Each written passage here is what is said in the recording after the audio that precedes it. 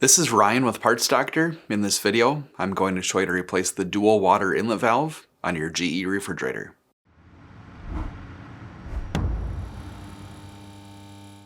The dual water inlet valve controls water flow to the ice maker and water dispenser. When this valve fails, it can cause water to not flow to the ice maker or water dispenser, or it can cause water to leak from them.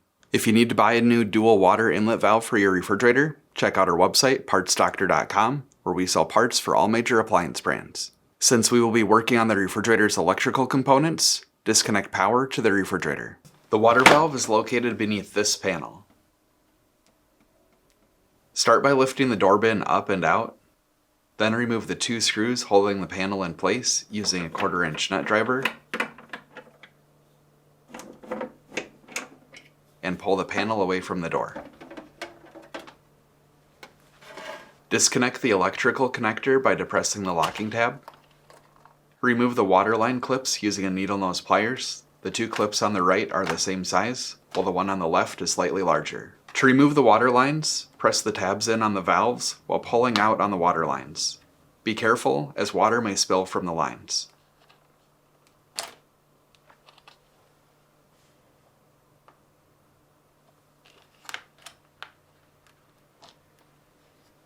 Then, depress the locking tab on the dispenser refrigerator housing and slide the valve to the left, then out.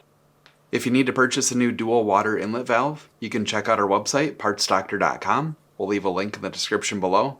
You'll want to make sure that you're searching with the model number from the tag on your refrigerator to make sure you get the correct part. To install, insert the tab on the left side of the valve into the dispenser housing.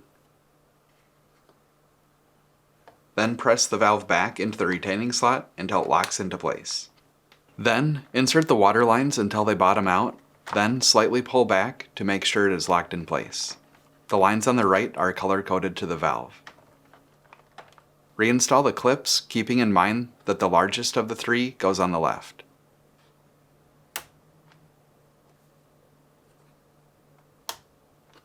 Reconnect the electrical connector.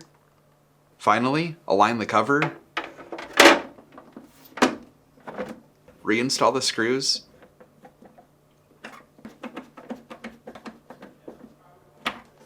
and set the door bin back in place.